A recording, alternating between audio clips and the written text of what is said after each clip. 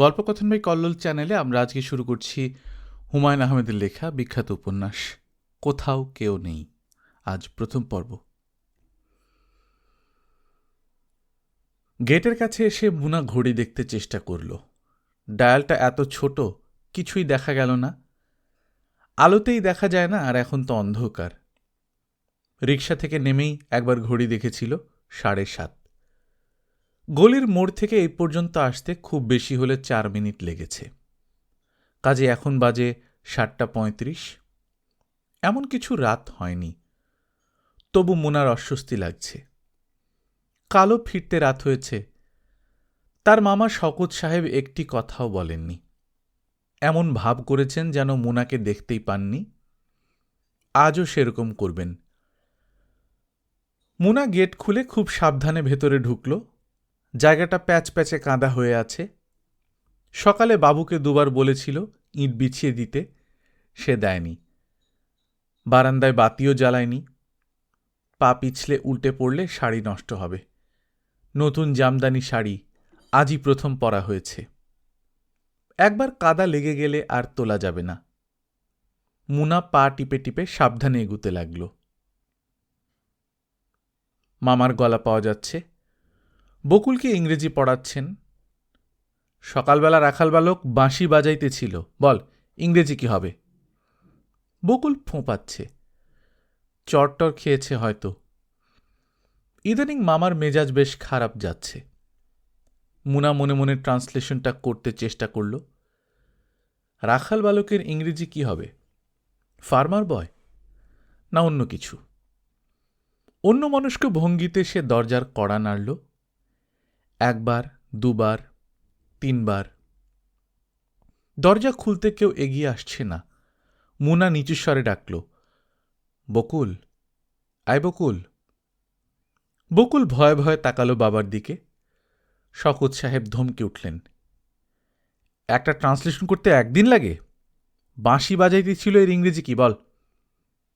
বকুল ভয়ে ভয়ে বলল, বাবা, মুনাপা এসেছে। শওকত সাহেব কড়া গলায় বললেন, তোর পড়া তুই পড়, দরজা খোলার লোক আছে। মন থাকে বাইরে, পড়াটা হবে কিভাবে? মাথাতে তো গোবর ছাড়া কিছু নেই। বকুল মাথা নিচু করে ফেলল। তার চোখে পানি আসছে। বাবা দেখে ফেললে আরও রেগে যাবেন, আজে বাজে কথা বলবেন। তিনি একবার রেগে গেলে এমন সব কথা বলেন যে মরে যেতে ইচ্ছে করে। পরশু বলছিলেন, পাতিলের তলার মতো মুখ, তবু সাজগোজের তো কোনো কমতি দেখি না। 100 টাকার লাগে শুধু পাউডার। মুনা আবার কড়া নাড়ল। শওকত সাহেব উঁচু গলায় ডাকলেন, বাবু, বাবু। বাবু ফ্যাকাশে মুখে ঘরে ঢুকল। সে পড়ে ক্লাস 7-এ। রোজ সন্ধ্যায় তার মাথা ধরে বলেই ঘর অন্ধকার করে শুয়ে থাকে। শওকত সাহেব বাবুকে দেখেই রেগে উঠলেন, কানে শুনতে পাস না? বাবু ভয়ে ভয়ে তাকালো বকুলের দিকে। শওকত সাহেব হুঙ্কার দিয়ে উঠলেন, দরজা খুলতে পারিস না, গরু কোথাকার? বাবু দরজা খুলল। শওকত সাহেব মুনার দিকে ফিরেও তাকালেন না। কোনো রকম কারণ ছাড়াই বকুলের গালে ঠাস করে একটা চড় বসালেন। ব্যাপারটা ঘটল আচমকা। বকুলের মুখ টকটকে লাল হয়ে উঠল এক মুহূর্তে। মাথা অনেকখানি ঝুঁকিয়ে সে তার খাতায় কী সব লিখতে চেষ্টা করল। লেখাগুলি সব ঝাপসা। চোখ থেকে পানি উপচে পড়ছে, কিছুই দেখা যাচ্ছে না। শওকত সাহেব কর্কশ স্বরে বললেন, মাথা তোল, ঢং করিস না। বকুল মাথা তুলল না।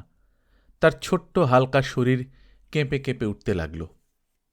মুনা শান্ত স্বরে বলল, মামা, এত বড় মেয়ের গায়ে হাত তোলা ঠিক না। শওকত সাহেব কিছু বললেন না। মুনা আরও কিছু বলবে ভেবেছিল, বলল না। নিজেকে সামলে নিয়ে তার শোবার ঘরে ঢুকল। এই বাড়িতে 2টি মাত্র শোবার ঘর। একটিতে মামা ও মামি থাকেন, অন্যটিতে থাকে মুনা, বকুল এবং বাবু। মুনার রুমটি অসম্ভব ছোট, তবু সেখানে 2টি চৌকি ঢোকানো হয়েছে। এক কোণায় একটা আলনা, আলনার পাশে বকুলের পড়ার টেবিল। টেবিলের উল্টো দিকের ফাঁকা জায়গাটা একটা বিশাল কালো রঙের ট্রাঙ্ক। তার উপর প্যাকিং বাক্সের ভেতর শীতের লেপ কাঁথা। এখানে ঢুকলেই দম আটকে আসে। পূব দিকে একটা বড় জানলায় আলো হাওয়া খেলত। শওকত সাহেব পেরেক মেরে সেই জানলা বন্ধ করে দিয়েছেন। তার ধারণা খোলা জানলায় গুন্ডা ছেলেরা অ্যাসিড ফ্যাসিড ছুড়বে। অসহ্য গরমের দিনেও আজ সে জানালা খোলার উপায় নেই। মুনার শোবার ঘরে বাতি জ্বালালো। বাবু বাতির দিকে চোখ কুঁচকে তাকিয়ে আছে। মুনা বলল, আজও মাথা ব্যথা? বেশি? বাবু জবাব দিল না। মুনা বলল, তুই একটু বাইরে দাঁড়াতো বাবু, আমি কাপড় ছাড়ব। বাবু বারান্দায় এসে দাঁড়ালো। এক চিলতে বারান্দা, সেখানে একটা ক্যাম্প খাট পাতা আছে। গ্রামের বাড়ি থেকে কেউ এলে এখানে ঘুমোতে দেওয়া হয়। বাবু নিঃশব্দে বসল ক্যাম্প খাটে। মাথা ব্যথাটা এখন একটু কমের দিকে। বমি বমি ভাবটাও কাটতে শুরু করেছে। বাবু লক্ষ্য করেছে মুনা আপা বাসায় এলেই তার মাথা ব্যথা কমতে শুরু করে। মুনা কাপড় বদলে বারান্দায় এসে হাতে মুখে পানি ঢালল। বাবু তাকিয়ে তাকিয়ে দেখছে। তার মুখ দেখে মনে হচ্ছে সে কিছু বলবে, তবে নিজ থেকে সে কখনো কিছু বলে না, জিজ্ঞেস করতে হয়। মুনা বলল, বাবু কিছু বলবি? বলে ফেল। বাকের ভাই আজ দুপুরে জিজ্ঞেস করছিল। কি জিজ্ঞেস করছিল? তোমার কথা। পরিষ্কার করে বল, অর্ধেক কথা পেটে রেখে দিলে বুঝব কিভাবে? বাবু ইতস্তত করতে লাগল। মুনা তীক্ষ্ণ কণ্ঠে বলল, বল কি বলল? বলল, কিরে তোর আপামনি নাকি বিয়ে করছে। তুই কি বললি? আমি কিছু বলিনি। কিছুই বলিসনি? বাবু ইতস্তত করে বলল, বলেছি আমি কিছুই জানি না। মুনা বিরক্ত স্বরে বলল, মিথ্যা বললি কেন? সত্যি কথাটা বলতে অসুবিধে কি? সত্যি কথা বললে সে কি তোকে মারত? আবার যদি কোনোদিন জিজ্ঞেস করে, তুই বলবি হ্যাঁ বিয়ে করবে। বাবু মুখ ফিরিয়ে নিল, যেন সত্যি কথাটা সে স্বীকার করতে চায় না। এই ব্যাপারটার জন্য সে যেন লজ্জিত। মুনা কড়া গলায় বলল, অন্যদিকে মুখ ফিরিয়ে আছিস কেন? তাকা আমার দিকে। বাবু তাকালো। মুনা হালকা স্বরে বলল, তোরা সবাই এমন ভাব করিস যেন আমি একটা মস্ত অন্যায় করে ফেলেছি। একটা মেয়ে যদি একটা ছেলেকে পছন্দ করে এবং বিয়ে করে, তাহলে তার মধ্যে লজ্জার কিছু নেই। তুই যখন বড় হবি তখন তুইও এরকম পছন্দ করে একটা মেয়েকে বিয়ে করবি। যাও। তুই দেখি লজ্জা একেবারে মরে যাচ্ছিস। মুনাপা ভালো হবে না কিন্তু। তুই মুনাপা মুনাপা করিস কেন? শুধু আপা ডাকবি, কিংবা বড় আপা। সঙ্গে আবার মুনা কি জন্যে? আচ্ছা আপা, তোমাদের বিয়ে কবে? সামনের মাসে। বাবু আর কিছু জিজ্ঞেস করল না। সে মনে হলো বেশ লজ্জা পাচ্ছে। মুনা ছোট্ট একটা নিঃশ্বাস ফেলে বলল, তোরা কেউ আমাকে সহ্য করতে পারিস না। বাবু লজ্জিত স্বরে বলল, কি যে তুমি বলো। ঠিকই বলি। ইঁট বিছিয়ে রাখতে বলেছিলাম, বিছিয়েছিস? সন্ধ্যার পর বারান্দার বাতি জ্বালিয়ে রাখতে বলেছিলাম, তাও তো রাখিসনি। বাবু যেন কি বলতে চাইল। মুনা তার শোনার জন্য অপেক্ষা করল না। মামা মামির শোবার ঘরে ঢুকল। এই ঘরটাতে কিছু জায়গা আছে। একটা আলমারি, ছোট একটা ড্রেসিং টেবিল, তার পাশে বিয়েতে পাওয়া পুরোনো আমলের ভারী খাট, একটা কালো রঙের আলনা। তবুও কিছু ফাঁকা জায়গা আছে। মুনা ঘরে ঢুকতেই তার মামি লতিফা হাত ইশারা করে তাকে কাছে ডাকলেন। তার হাত ইশারা করে ডাকার ভঙ্গি ও তাকানোর ধরন ধারণ দেখেই টের পাওয়া যায় কিছু একটা ঘটেছে। মুনা বিছানার পাশেই বসল। মামি শরীর কেমন? ভালোই। জ্বর আসেনি তো? মুখে উহু বললেও বোঝা যাচ্ছে গায়ে জ্বর আছে। চোখ লালচে, কপালের চামড়া শুকিয়ে খড়খড় করছে। চারদিকে অসুখ অসুখ গন্ধ। লতিফা তার রোগা হাতে মুনার হাত চেপে ধরলেন। গলার স্বর অনেকখানি নিচে নামিয়ে বললেন, তোর মামা যায় নাই? কেন যায়নি কেন? আমি কি করে বলবো? আংটি দেখিয়েছিলে? আংটি দেখে আরও রাগ করেছে। বাবু সামনে পড়ে গেল তখন। রাগের চোটে ওকে ধাক্কা মেরে ফেলেছে খাটে। জিভ কেটে গেছে বোধহয়, রক্ত পড়ছিল। বলো কি?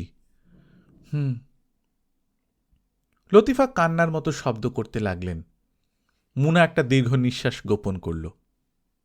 আজ দুপুরে লতিফার বড় ভাই মোজাম্মেল হোসেন সাহেবের ছোট মেয়ের আকিকা, সেই উপলক্ষে এই বাড়ির সবার দাওয়াত ছিল। শওকত সাহেব যেতে রাজি হলেন না। দাওয়াত প্রসঙ্গে অত্যন্ত তেতো ধরনের কিছু কথা বললেন। ফকির খাওয়ানোর বদলে আমাদের খাইয়ে দিচ্ছে, তু বলে ডাকলি যাব নাকি? কি পেয়েছে আমাকে? আমি ভিখিরি নাকি? আমি তো যাবই না, এ বাড়ির কেউ যদি যায় ঠ্যাং ভেঙে দেব। লতিফা এই জাতীয় কথায় বিশেষ কান দেননি। তার বড় ভাই তাকে করুণার চোখে দেখে বলেই হয়তো গোপন সঞ্চয় ভেঙে মুনাকে দিয়ে একটা আংটি কিনিয়ে এনেছিলেন। তার আশা ছিল রাগটাগ ভাঙিয়ে দুপুরের দিকে পাঠাতে পারবেন, কিন্তু পারেননি। মুনা উঠে দাঁড়াল, শান্তস্বরে বলল, তুমি খাওয়া দাওয়া কিছু করেছ? লতিফা জবাব দিলেন না। মুনা বলল, কাল অফিসে যাবার সময় আংটিটা দিয়ে আসবো, আর বলবো তোমার অসুখের জন্য কেউ আসতে পারেনি। কথাটা তো মিথ্যাও না। লতিফা কি যেন বললেন। মুনা শোনার অপেক্ষা না করে রান্নাঘরে চলে গেল। ভাত চড়াতে হবে।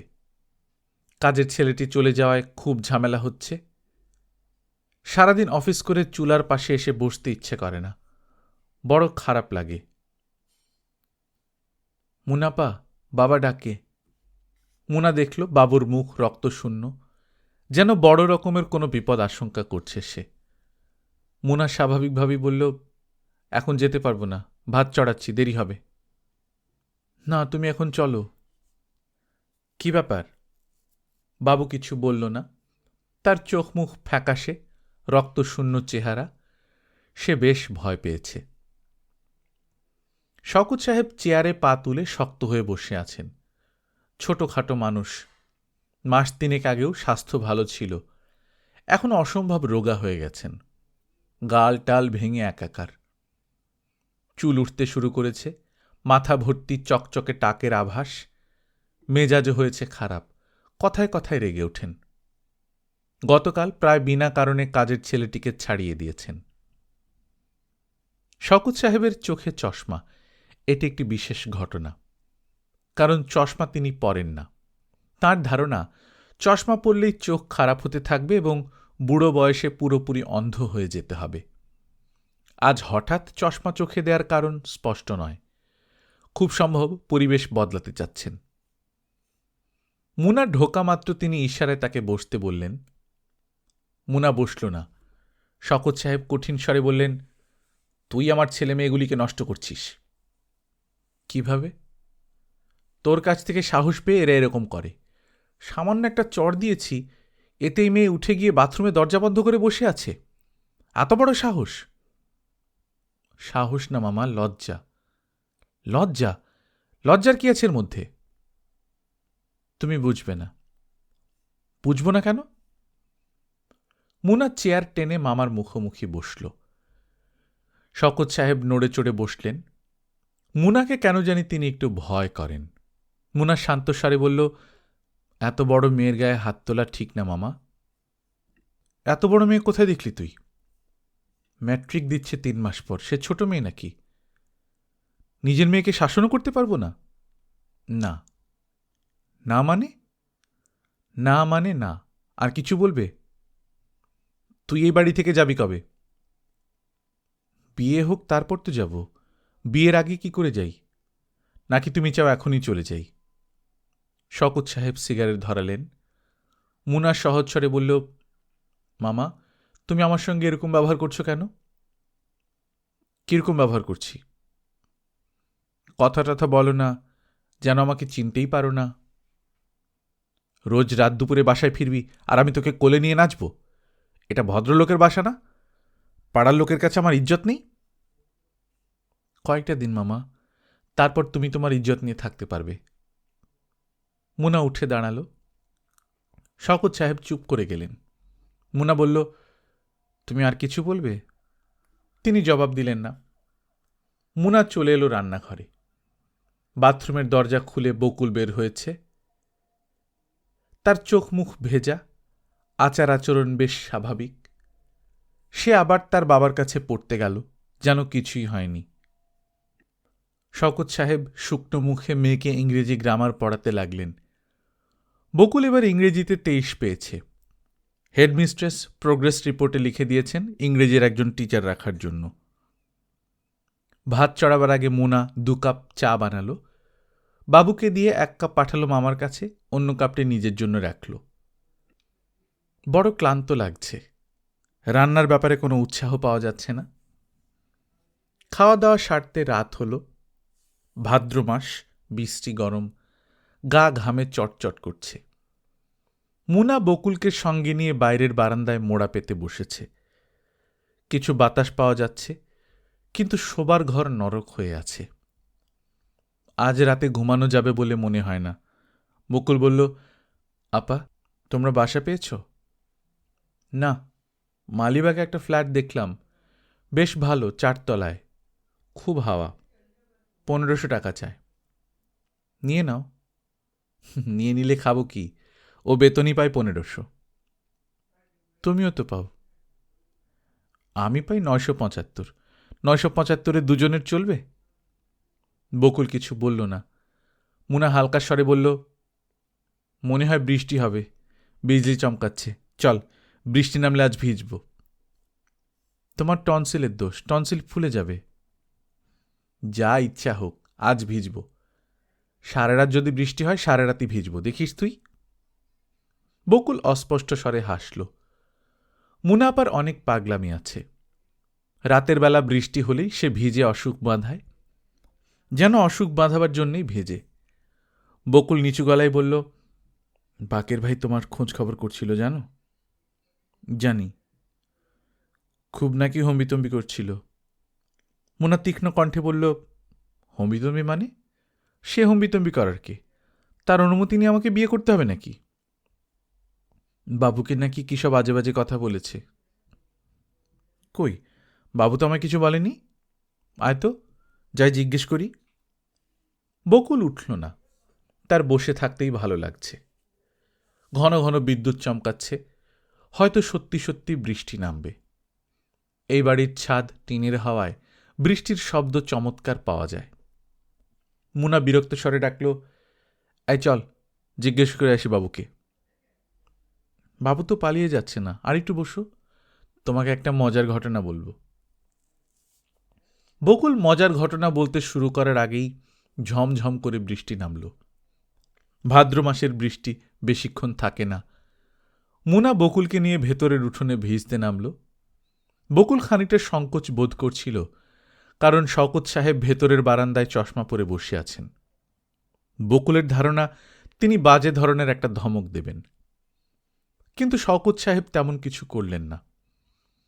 তার নিজেরও কেন জানি পানিতে নেমে যেতে ইচ্ছা করছিল, এবং এরকম একটা ইচ্ছার জন্য লজ্জিত বোধ করছিলেন। মুনা উঁচু গলায় বাবুকে ডাকল, আয় বাবু, নেমে আয়। বাবু নামল না। ভয়ে ভয়ে তাকালো বাবার দিকে। মুনা বিরক্ত স্বরে বলল, এত ঢং করছিস কেন, আয়। শওকত সাহেব বাবুকে সুযোগ দেবার জন্যেই হয়তো শোবার ঘরে ঢুকে পড়লেন। বাবু উঠোনে নামতে গিয়ে পা পিছলে হুমড়ি খেয়ে পড়ল। মুনা ফুর্তিবাজের ভঙ্গিতে বলল, বেশ হয়েছে। বকুল হেসে উঠল খিলখিল করে। বাবুও হাসল। বৃষ্টি পড়ছে ঝমঝম করে, চমৎকার লাগছে এদের। মুনা একটা চেয়ার টেনে নিয়ে বসেছে উঠোনে। বকুল একবার বলল, আপা ঠান্ডা লেগে যাবে। মুনা নির্বিকার ভঙ্গিতে বলল, লাগুক। তোমার টনসিল। আমার টনসিলের ভাবনা আমি ভাবব, তোর ভিজতে ইচ্ছা না করলে উঠে যা। তুমি যতক্ষণ থাকবে আমিও থাকব ততক্ষণ। আমি থাকব সারা রাত। আমিও। বিদ্যুৎ চমকাচ্ছে ঘন ঘন, ঝুপঝুপ করে বৃষ্টি পড়ছে। একসময় ইলেকট্রিসিটি চলে গিয়ে চারিদিক অন্ধকার হয়ে গেল। বাবু শীতে কাঁপতে কাঁপতে বলল, আমি উঠলাম আপা। উঠতে গিয়ে সে আবার পিছলে পড়ল। খিলখিল করে হেসে উঠল মুনা। অন্ধকার বৃষ্টির রাতে সেই হাসি এমন চমৎকার শোনাল। 10টা থেকে 11টা, এই 1 ঘণ্টা মামুন মুনার অফিসে বসে রইল। মুনার দেখা নেই। অপরিচিত লোকজনদের মাঝে বসে থাকা একটা বিরক্তিকর ব্যাপার। সবাই যে অপরিচিত তাও নয়। পালবাবু তাকে চিনতে পেরেছেন এবং বাকি সবার সঙ্গে পরিচয় করিয়ে দিয়েছেন। এই যে, ইনি মামুন সাহেব, আমাদের মুনা ম্যাডামের সঙ্গে এনার সামনের মাসে বিয়ে হচ্ছে। কেউ কোনো উৎসাহ দেখায়নি। সম্ভবত মুনার সঙ্গে এদের সম্পর্ক ভালো নয়। পালবাবু চা এনে দিয়েছেন 1 কাপ। চায়ে ঘন স্বর, তার মধ্যে একটা বেশ তাজা কালো রঙের পিঁপড়া ভাসছে। মামুন আঙুল ডুবিয়ে পিঁপড়া সরালো। চায়ে চুমুক দিতে ইচ্ছা করছে না, কিন্তু সময় কাটানোর জন্য একটা কিছু করা দরকার। মামুন পিঁপড়াটার দিকে তাকিয়ে চায়ে চুমুক দিল। চায়ে অন্য কোনো পোকামাকড় ডুবে থাকলে কেউ সে চা খায় না, কিন্তু পিঁপড়া ডুবে থাকলে কেউ আপত্তি করে না। এর কারণ কি? মামুন সিগারেট ধরালো। 1 ঘন্টার মধ্যে এটা হচ্ছে 4র্থ সিগারেট। বাঁ পাশের ভদ্রলোক ভুরু কুঁচকে তাকাচ্ছেন। তিনি হয়তো সিগারেটের ধোঁয়া সহ্য করতে পারেন না। মামুন লক্ষ্য করেছে, যে কবারই সে সিগারেট ধরিয়েছে এই লোকটি ভুরু কুঁচকে বিরক্তি প্রকাশ করেছে। একে নির্ভয়ে সিগারেট অফার করে ভদ্রতা দেখানো যায়। সিগারেট নেবে না, ভদ্রতাও বজায় রাখবে। মামুন হাসি মুখে সিগারেটের প্যাকেটটা বাড়াল। মামুনকে অবাক করে দিয়ে ভদ্রলোক সিগারেট নিলেন এবং আবার নিজের কাজ নিয়ে ব্যস্ত হয়ে পড়লেন। এই অফিসে কাজকর্ম একটু বেশি হয় নাকি? সবাই ব্যস্ত। কোনার দিকে একটি মেয়ে একবারও মাথা না তুলে ক্রমাগত টাইপ করে যাচ্ছে। মুনা বলছিল, এই অফিসের বিশ্বাস সাহেবের সঙ্গে মেয়েটির নাকি একটা বাজে ঝামেলা হয়েছে। বাজে ঝামেলাটা কি সেটা পরিষ্কার করে বলেনি। আগে মেয়েটি বিশ্বাস সাহেবের সঙ্গে বসত, এখন অফিসের সবার সঙ্গে বসে। মামুন আর চোখে মেয়েটিকে কয়েকবার দেখল। বাজে ঝামেলাটা কোন পর্যায়ের হতে পারে আন্দাজ করবার চেষ্টা করল। তেমন কোনো আকর্ষণীয় চেহারা নয়, মোটা ঠোঁট, চাপা নাক। মামুন সাহেব? মামুন তাকিয়ে দেখল পালবাবু 1 কপি দৈনিক বাংলা নিয়ে ঢুকেছেন। পালবাবু 1 কপি দৈনিক বাংলা নিয়ে ঢুকেছেন। বড় সাহেবের ঘর থেকে নিয়ে এলাম, বসে বসে পড়ুন। চা খাবেন নাকি 1 কাপ? জি না, ও বোধহয় আজ আর আসবে না। আসবে আসবে, মেয়েরা ইন জেনারেল অফিস কামাই করে না, দেরি করে আসে, সাজতে গুজতে দেরি হয়। পালবাবু মামুনের পাশের চেয়ারটায় বসলেন, পানের কৌটা বের করলেন, হাসি মুখে বললেন, পান খাবেন? জি না। খান একটা, ভালো জর্দা আছে। মামুন পান নিল। বসে থাকার চেয়ে পান চিবানো ভালো। জর্দাটা কড়া, চট করে মাথায় ধরেছে। মুখ ভর্তি হয়ে গেছে পানের পিকে। ফেলার জায়গা নেই, গিলে ফেলতেও সাহস হচ্ছে না। পালবাবু তরল গলায় বললেন, বাড়ি না, অফিসে মেয়েরা বেশি পছন্দ করে। বাড়িতে শতেক রকমের কাজ, ওই রান্না করো রে, এই 1 গ্লাস পানি দাও রে, এই চা বানাও রে। অফিসে এইসব ঝামেলা নেই। মামুন কিছু বলল না। জর্দার রস ভর্তি পিক গিলে ফেলায় তার সত্যি সত্যি বমি বমি লাগছে। সে বলল, 11:20 বাজে, আজ আর বোধহয় আসবে না। যদি আসে কিছু বলতে হবে? বলবেন ছুটির পর আমার মেসে যেতে, খুব দরকার। বলবো। পালবাবু তাকে অফিসের সিঁড়ি পর্যন্ত এগিয়ে দিলেন। এই লোকটি সম্ভবত ফাঁকিবাজ, সে শুধু সময় নষ্ট করার চেষ্টা করছে। এখন আবার এক আমসত্ত্বওয়ালার সঙ্গে দরদাম শুরু করেছে। দরদামের নমুনা দেখেই মনে হচ্ছে কিনবে না, সময় কাটানোর একটা ব্যাপার। মামুন হাঁটছে ধীর পায়ে, তীক্ষ্ণ দৃষ্টিতে তাকাচ্ছে চারিদিকে। তার মনে ক্ষীণ আশা, হঠাৎ দেখবে মুনা নামছে রিকশা থেকে, কিংবা মাথা নিচু করে দ্রুত হেঁটে আসছে অফিসের দিকে। সে সিগারেট কেনার অজুহাতে পান বিড়ির দোকানটির সামনে মিনিট 10 দাঁড়াল। মুনার দেখা পাওয়া গেল না। আজকের দিনটাই মাটি হয়েছে। 3 দিনের ক্যাজুয়াল লিভের আজ হচ্ছে প্রথম দিন। কথা ছিল মুনা অফিসে এসে কোনো একটা অজুহাত দেখিয়ে 11:30টার দিকে বেরোবে, তারপর দুজনে মিলে বাড়ি দেখতে যাবে কল্যাণপুরে। সেখানে নাকি 900 টাকায় চমৎকার একটা 2 রুমের ফ্ল্যাট আছে। কথা দেয়া আছে 1টার সময় বাড়িওয়ালা চাবি নিয়ে থাকবেন। হাতে এখনও সময় আছে। নিউ পল্টন থেকে মুনাকে উঠিয়ে নেওয়া যায়, কিন্তু মুনার কঠিন নিষেধ যেন কোনোদিন তার মামার বাড়িতে মামুন না যায়। নিষেধ সবসময় মানতে হবে এমন কোনো কথা নেই, কিন্তু সে রেগে যাবে। একবার রেগে গেলে তার রাগ ভাঙানো মুশকিল। দিনের পর দিন কথা না বলে থাকবে, 10টা কথা জিজ্ঞেস করলে একটা কথার জবাব দেবে, তাও এক অক্ষরের জবাব, হ্যাঁ কিংবা না। মামুন গুলিস্তান থেকে মিরপুরের বাসে উঠল। জর্দা দিয়ে পান খাবার জন্যেই তার মাথাটা হালকা লাগছে। বমি বমি ভাব কাটেনি, কিন্তু সেই সঙ্গে বেশ খিদেও লেগেছে। দুটি সম্পূর্ণ বিপরীত ধর্মী ব্যাপার একসঙ্গে কিভাবে ঘটছে কে জানে। মামুন একটা সিনেমার কাগজ কিনে ফেলল। প্রথম পাতা জুড়ে 3 রঙা বিশাল বক্ষা মেয়ের ছবি, ভালোই লাগে দেখতে। বলা হয়েছিল মেইন রোডের পাশেই দোতলা বাড়ি। আসলে তা নয়। বেশ খানিকটা ভেতরে যেতে হলো। বাড়ি দেখে যে কোনো আশাবাদী মানুষেরই আশাভঙ্গ হবে, মামুনেরও হলো। অর্ধসমাপ্ত একটা বাড়ি, সামনে চুন সুড়কির পাহাড়, দোতলায় ওঠার সিঁড়ি এমন যে দুজন মানুষও পাশাপাশি উঠতে পারে না। বাড়িওয়ালা হাজি সাহেবকেও খুব সুবিধার লোক মনে হল না, যেন বাড়ি দেখানোর তার কোনো গরজ নেই। দুপুর 1টায় আসতে হওয়ায় তার যে কত বড় ক্ষতি হল সেই কথা তিনি 4-5 বার বললেন। সিঁড়িতে উঠতে উঠতে বললেন, স্ত্রীকে নিয়ে আসবেন বলেছিলেন, আনলেন না কেন? একটা কাজে আটকে পড়ে গেছে, পরে আসবে। বারবার তো বাড়ি দেখানো যাবে না। যদি নিতে চান আজই বলবেন, আর নিতে না চাইলেও আজ বলবেন।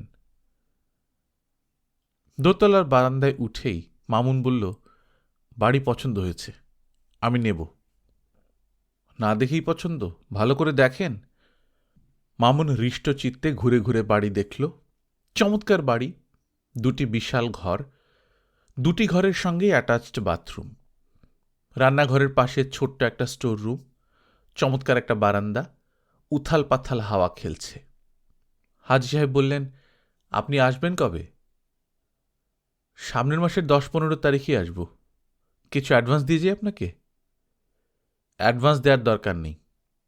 আর আপনি যদি সামনের মাসের আগেই উঠতে চান বা জিনিসপত্র রাখতে চান, রাখবেন, তার জন্য বাড়তি কোনো ভাড়া দিতে হবে না।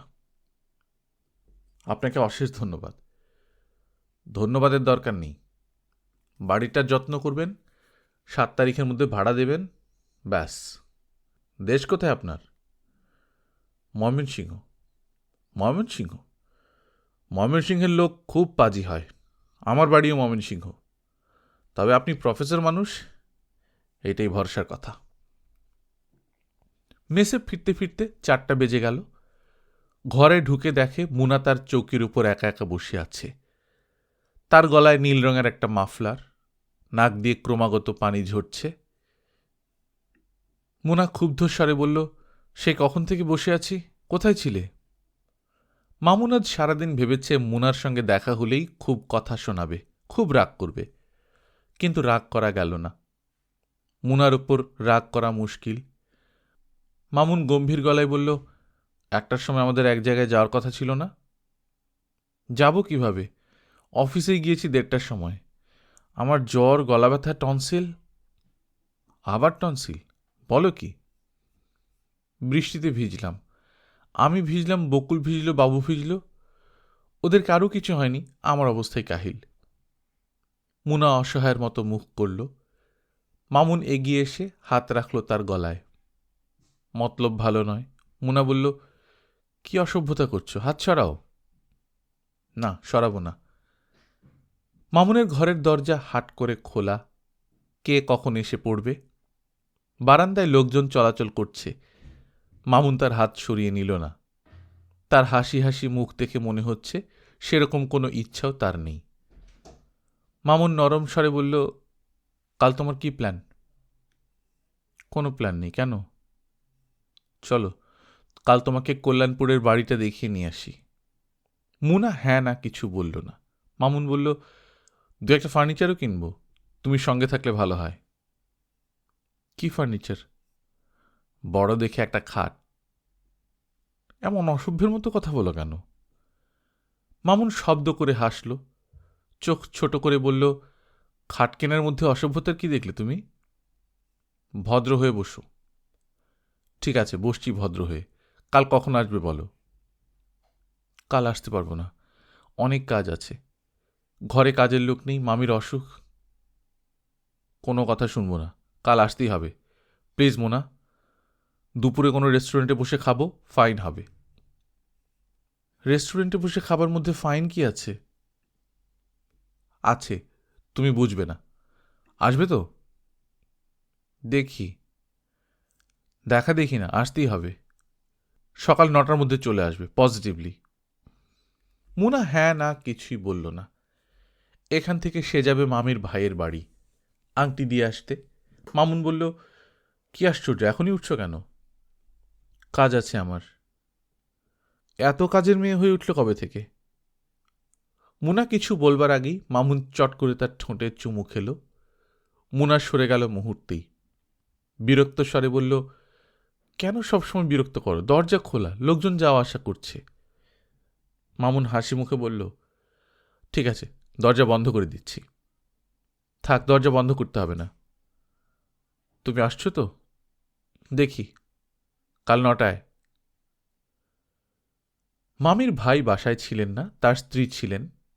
ভদ্রমহিলা মুনাকে দেখেই তীক্ষ্ণ কণ্ঠে বললেন, কাল তোমরা কেউ আসলে না যে, ব্যাপারটা কি? মামির শরীরটা ভালো না। তোমাদের শরীর তো ঠিক ছিল না, তোমাদের সবার একসঙ্গে শরীর খারাপ হলো? মুনা কিছু বলল না। 100 লোক খেয়েছে, অথচ নিজের আত্মীয় স্বজন কেউ নেই। বসো তুমি, চাটা কিছু খাবে? জি না।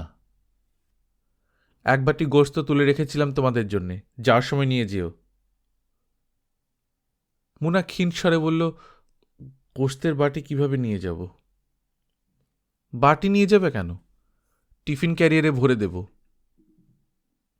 মুনাকে সন্ধ্যা পর্যন্ত থাকতে হলো। এ বাড়িতে অনেক লোকজন থাকে, এদের কাউকেই সে ভালো করে চেনে না। সে যে অনেকক্ষণ ধরে একা একা বসে আছে, এটা কেউ তেমন লক্ষ্যই করছে না। পাশের কামরায় বেশ কিছু ছেলে মেয়ে ভিসিআর দেখছে। একটি মেয়ে এসে এক ফাঁকে বলে গেল, অমিতাভের ছবি দেখানো হচ্ছে, দেখবেন? বলেই উত্তরের অপেক্ষা না করে ছুটে চলে গেছে। মুনার টিফিন বক্সের জন্য অপেক্ষা করতে লাগল। কাজের ছেলেটি তার সামনে একটা পেপসির বোতল রেখে গেছে। বাড়ির কর্ত্রী টেলিফোন ধরতে গিয়ে আর ফিরছেন না। মুনা ঘড়ি দেখল, 6:30 বাজে। আজও বাড়ি ফিরতে সন্ধ্যা হয়ে যাবে। মুনার মনে হলো তার জ্বর আসছে। মুখ তেতো, মাথায় ভোঁতা একটা যন্ত্রণা। সকালে নাস্তা খেতে গিয়ে টের পেল গলা ব্যথা আরও বেড়েছে, গলা দিয়ে কিছুই নামছে না। মুনা ক্লান্ত স্বরে বলল, বকুল, একটু গরম পানি করে দে, গোসল করব। বকুল সঙ্গে সঙ্গে উঠে দাঁড়াল। নাস্তা শেষ করে যা, বলা মাত্রই দৌড়াতে হবে নাকি? আমার নাস্তা খাওয়া হয়ে গেছে। বকুল রান্নাঘরে ঢুকে গেল। মুনা বলল, মামা কোথায় রে বাবু? সকালবেলা কোথায় যেন গেছেন। নাস্তা খেয়ে গেছেন? না, বকুল বলেছিল চা খেয়ে যেতে। মুনা বিরক্ত হয়ে বলল, বকুল বকুল করছিস কেন? কতবার বলেছি আপা বলতে? আপাই তো বলি। আবার মিথ্যা কথা, চড় খাবি একটা। গার্গল করেও লাভ হলো না। পানি বেশি গরম ছিল, মাঝখান থেকে জিভ পুড়ে গেল। বকুল বলল, তোমার চোখ লাল হয়ে আছে, শুয়ে থাকো গিয়ে।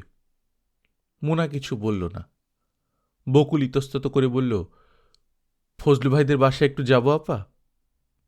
মুনা তীক্ষ্ণ কণ্ঠে বলল, কেন? যেতে বলেছিল আমাকে, খুব নাকি দরকার। কি দরকার? জানি না, শুধু বলেছেন খুব জরুরি। বোধহয় ভাবির সঙ্গে আবার ঝগড়া টগড়া হয়েছে। সেটা ওদের স্বামী স্ত্রীর ব্যাপার, তুই কেন যাবি? বকুল আর কিছু বলল না। ফজলুর রহমান সাহেব গলির ওপাশেই থাকেন, মাস 6 হলো এসেছেন। খুব সামাজিক ধরনের মানুষ।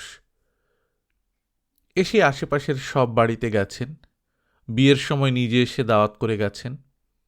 মুনার নিজের ধারণা লোকটি গায়ে পড়া ধরনের। প্রথম আলাপেই খালা খালু আপামনি ডাকাডাকি তার ভালো লাগেনি।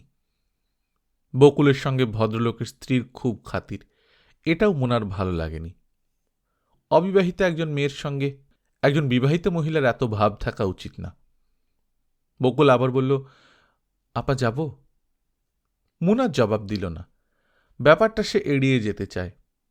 কিন্তু বকুলের চোখে মুখে আগ্রহ ঝলমল করছে। মুনা বলল, কি নিয়ে তোদের এত গল্প?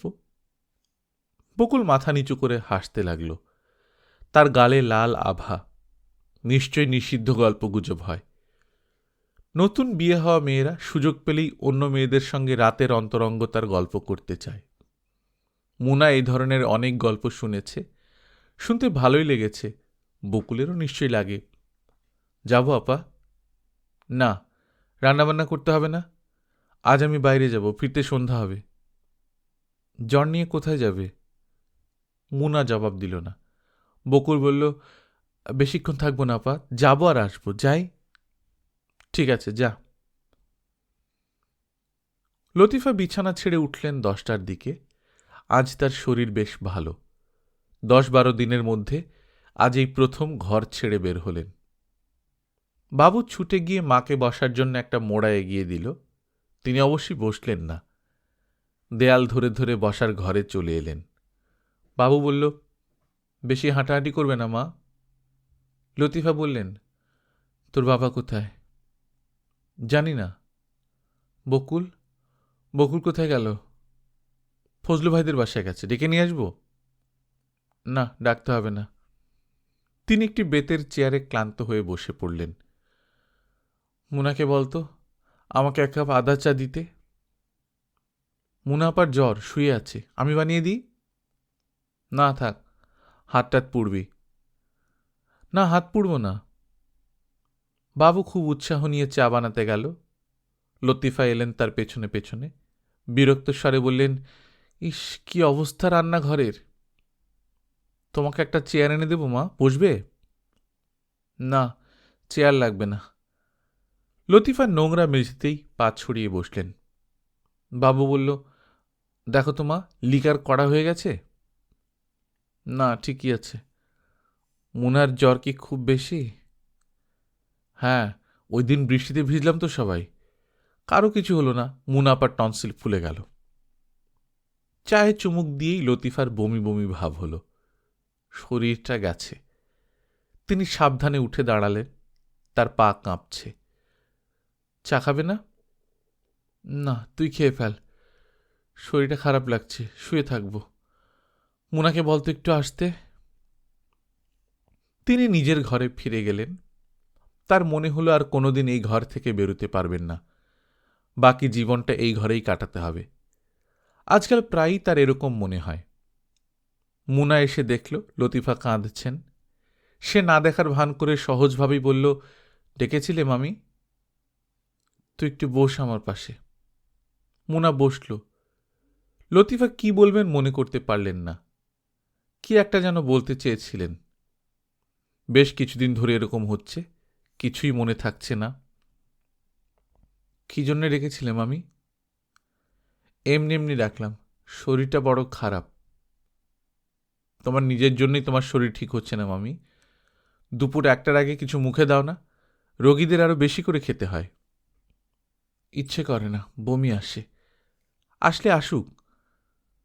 লতিফা ক্লান্ত স্বরে বললেন, বকুলের একটা বিয়ের ব্যবস্থা কর, তোর মামাকে বল।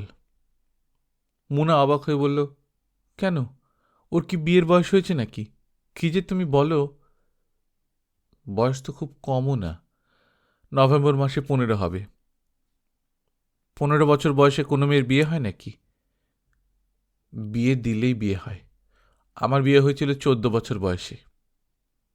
তুমি বলছো 33 বছর আগের কথা। লতিফা ক্ষীণ স্বরে বলল, আমার শরীর ভালো না, তুইও চলে যাচ্ছিস, আমার সাহস হয় না। তোর মামাকে বল ওই ছেলেটার সঙ্গে কথা বলতে। তুই বললে শুনবে।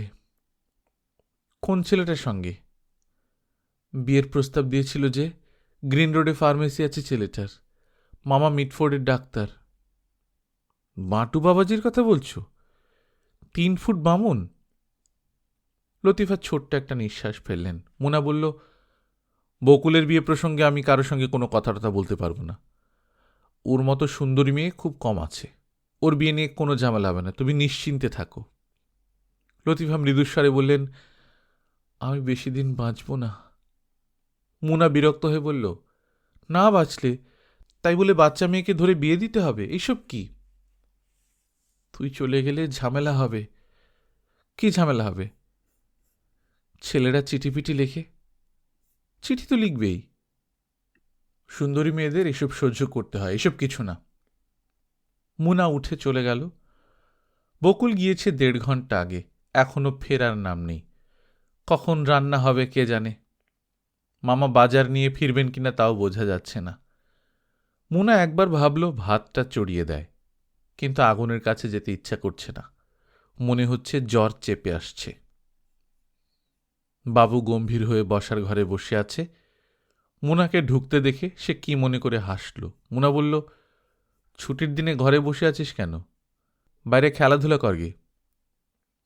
বাবু আবার মুখ টিপে হাসল। হাসছিস কেন? এমনি। আমার জ্বর কিনা দেখ তো। তোমার জ্বর। গায়ে হাত না দিয়ে টের পেয়ে গেলি। বাবু লজ্জিত মুখে কাছে এগিয়ে এলো। তার হাত বেশ ঠান্ডা, তার মানে বেশ জ্বর গায়ে। বাসায় কোনো থার্মোমিটার নেই, জ্বর কত বোঝার উপায় নেই। মুনাপা, তুমি শুয়ে থাকো, আমি মাথার চুল টেনে দেব। চুল টানতে হবে না, তুই বকুলকে ডেকে নিয়ে আয়, এক্ষুনি যা। এতক্ষণ কেউ অন্যের বাড়িতে থাকে? বাবু সঙ্গে সঙ্গে উঠে দাঁড়াল। মুনাপার কাজ করতে তার এত ভালো লাগে, সারাক্ষণই ইচ্ছে করে কিছু একটা করে মুনাপাকে খুশি করতে। গল্পকথন বাই কল্লোল চ্যানেলে আপনারা শুনছেন হুমায়ুন আহমেদের লেখা কোথাও কেউ নেই। আজ প্রথম পর্ব। আমরা নিয়মিত গল্প পাঠ করে শোনাচ্ছি। আপনারা যারা প্রথমবার মতো শুনছেন কাইন্ডলি সাবস্ক্রাইব করে নেবেন। গল্প পাঠ ভালো লাগলে বন্ধুদের সঙ্গে শেয়ার করবেন। নিজে ভালো থাকবেন, আশেপাশের লোকজনকে ভালো রাখবেন। টাটা।